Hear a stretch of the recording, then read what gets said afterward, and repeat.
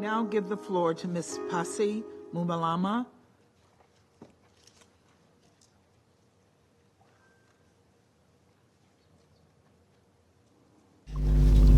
Madame la Présidente, Excellences, Mesdames et Messieurs les membres du Conseil de sécurité des Nations Unies, c'est un honneur d'être avec vous aujourd'hui pour briefer pour la toute première fois le Conseil de sécurité des Nations Unies sur la situation dans mon pays, la République démocratique du Congo.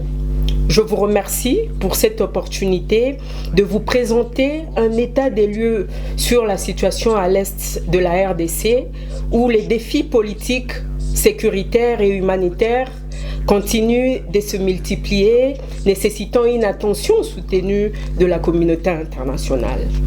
Ce briefing intervient à un moment crucial où la situation dans la partie orientale du pays, en particulier au Nord Kivu, demeure profondément préoccupante, malgré les efforts de paix en cours, notamment dans le cadre du processus de Luanda, ce processus qui vise à apaiser les tensions entre la RDC et le Rwanda, accusés de soutenir activement le M23, progresse lentement. Imaginez que vous fuyez votre village, dévasté par la guerre, pour chercher refuge dans un camp des déplacés afin de protéger votre famille des exactions de rebelles. Mais une fois sur place, ces lieux censés être un lieu de refuge devient une cible. Des bombes y sont larguées et vous perdez la vie avec votre famille. C'est cela notre réalité. Fuir vers un camp des déplacés ou rester dans nos maisons, c'est simplement choisir les lieux où nous voulons mourir, déclare Noëlla, 26 ans, mère de 3 enfants, originaire du territoire de Massissi, que nous accompagnons et dont le mari a été tué par le M23 lors de la prise de Mouchaki. En effet, dans le camp autour de Goma, on va se rappeler, le 8 mai dernier, plusieurs bombes sont tombées dans les sites des déplacés, occasionnant plus de 35 morts et de nombreux autres blessés en violation de principes humanitaires.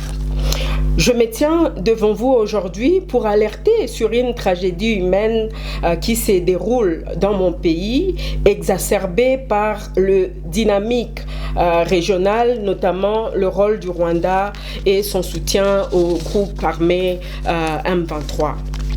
Pendant que je vous parle, de nombreux villages dans l'est de la RDC sont passés sous le contrôle des rebelles du M23, occasionnant des déplacements massifs de la population, de pertes en vies humaines, de crimes graves, de crimes de guerre et crimes contre l'humanité sont enregistrés. Pas plus tard qu'hier encore, de violents combats ont été signalés dans les territoires de Lubero en violation du cessez-le-feu.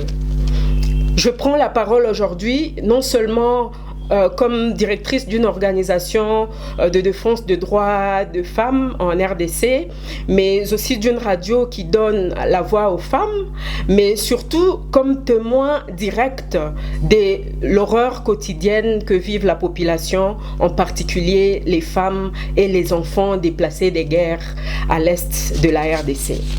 Je vais vous raconter l'histoire de Zawadi, une maman de 9 enfants qui ne connaît pas le père de son 8e enfant. Et elle a été violée pendant qu'elle fuyait les affrontements lors de la prise par le M23 du territoire de Rutshuru. Le jour que son village a été attaqué, elle venait d'arriver à la maison en revenant du champ. Lorsque les hommes armés sont entrés dans sa maison, ils ont tué son beau-père avec qui elle était et elle a été sauvée de justesse après avoir été violée alors qu'elle était enceinte de 6 mois. Elle a dû marcher pendant plusieurs jours avant d'arriver dans le camp de Kanyaruchinya au Nord Kivu où nous l'avions accueillie. Une autre femme déplacée dans le camp de Lushagala, elle a été violée par 2 hommes armés qui ont pointé une arme sur la tête de son mari. devant sa famille, son mari et même ses enfants, a été violée, humiliée et déshonorée. Ces faits que je raconte ne sont pas que des histoires, mais une réalité vécue chaque jour par de nombreuses femmes et jeunes filles victimes de conflits armés en République démocratique du Congo. Notre organisation Aide Prophène, action et initiative de développement pour la protection de la femme et de l'enfant, travaille dans différents camps des déplacés au Nord Kivu où le risque des violences ne cesse d'accroître à cause des différents conflits. Sur les 6 territoires que compte la province du Nord Kivu, le M23, avec l'appui de l'armée rwandaise, se retrouve sur au moins 5 territoires en violation de l'intégrité territoriale de la RDC. Les forces armées de la RDC qui travaillent en coalition avec les Wazalendo, dont la majorité des membres sont issus des groupes armés, n'arrivent pas à empêcher la prise des localités par le M23 sur plusieurs lignes de front pour assurer la protection de la population civile. Le M23, bien que présenté comme un groupe armé local, bénéficie d'un appui logistique, financier, militaire extérieur, en particulièrement de la part du Rwanda. Des rapports récents de la société civile congolaise, y compris ceux du groupe d'experts de l'ONU, ont documenté des preuves claires de ce soutien, notamment en termes de ravitaillement en armes, entraînement militaire et renfort. Plus de 4000 militaires de forces armées rwandaises se retrouvent actuellement sur le sol congolais. Ils justifient leur présence par la traque des éléments de Force démocratique pour la libération du Rwanda, FDLR. Mais comment justifier une aussi forte présence militaire dans un pays membre de l'ONU ? Comment justifier cette présence et progression des rebelles dans une zone où se trouve la grande mission des Nations Unies au monde avec plus de 20 000 casques bleus ? Il est clair que la mission des Nations Unies au Congo a démontré ses limites dans le rétablissement de la paix. Si pendant plus de 20 ans, elle n'a pas pu contribuer à l'instauration de la paix et à la protection des civils en RDC, que pouvons-nous attendre de cette force ? Le processus de désengagement initié en commun accord avec le gouvernement congolais et aux yeux de la population congolaise comme un aveu d'échec de la mission des Nations Unies au Congo. Le maintien actuel de cette force au Nord Kivu, avec son mandat actuel, ne répond pas efficacement à la menace qui pèse sur des populations civiles dans cette zone.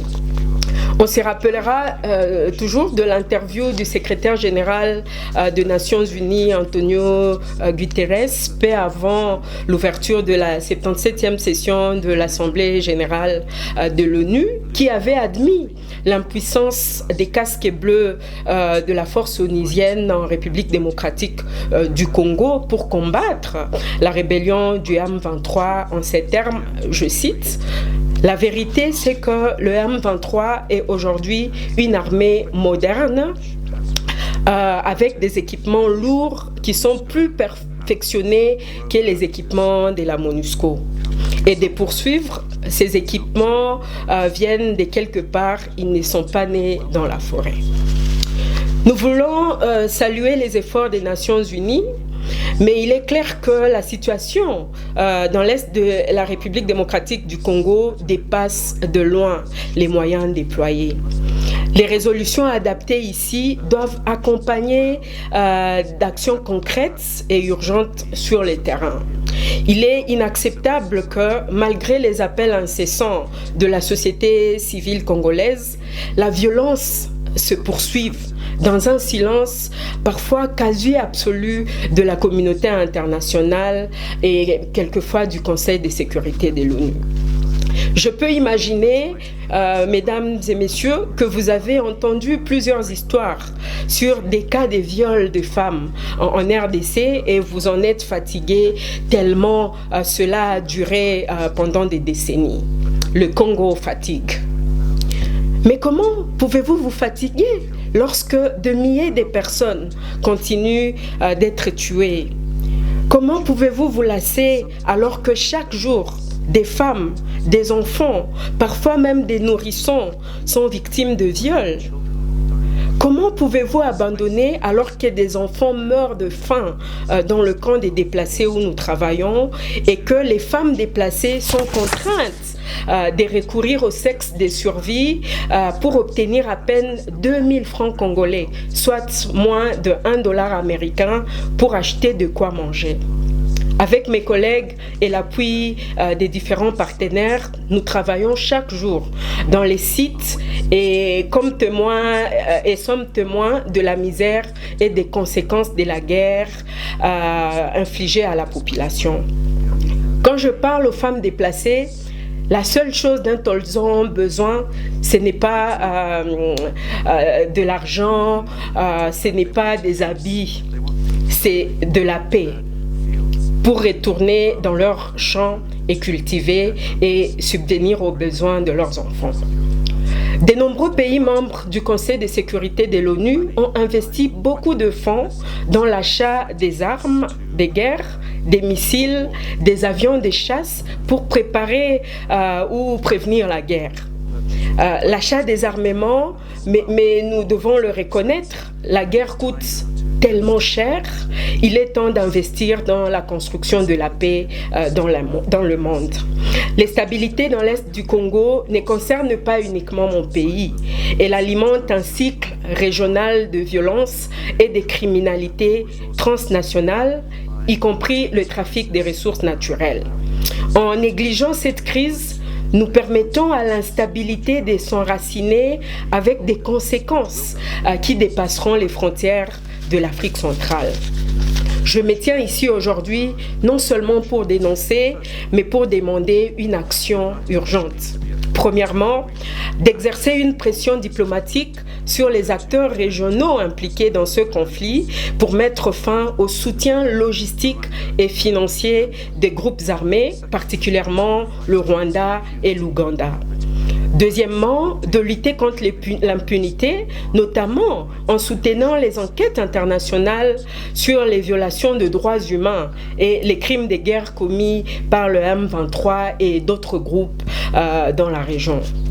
Troisièmement, adopter une résolution ferme condamnant le soutien extérieur aux groupes armés en RDC avec des mécanismes de suivi et de vérification. Quatrièmement, exercer une pression diplomatique sur le Rwanda pour qu'il cesse finalement tout soutien au M23 et s'engage sincèrement dans les efforts de paix. Le Rwanda, en tant que membre de la communauté internationale et acteur régional clé, a une responsabilité morale et juridique. Son implication présumée dans ce conflit va à l'encontre de principes fondamentaux de la Charte des Nations Unies. Cependant, cette crise ne peut être résolue uniquement au niveau régional. Le Conseil de sécurité de l'ONU doit jouer un rôle pour sauver des vies.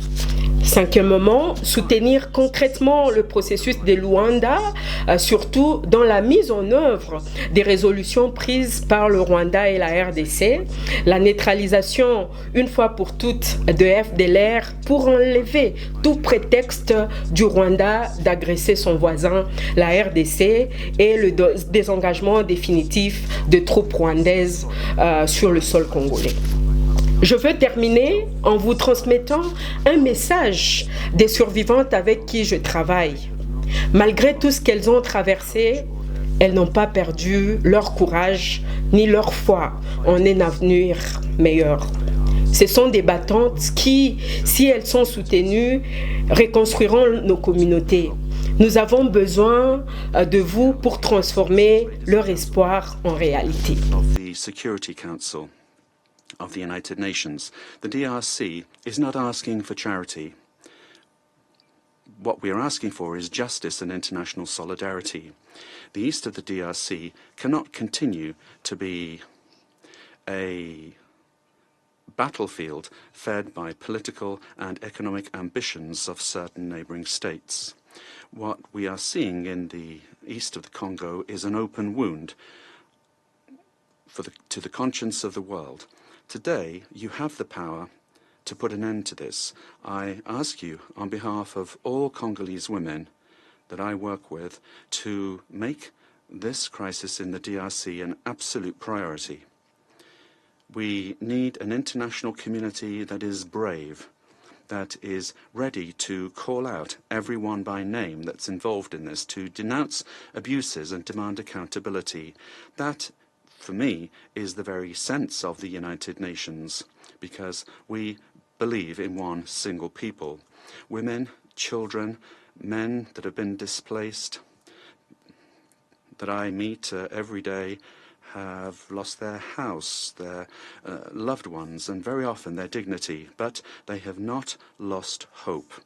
It's that hope that I am transmitting to you today, with a conviction that your decisions can change their fate. Together, let us refuse to allow history to repeat itself. Together, let us make justice and peace a reality. I thank you.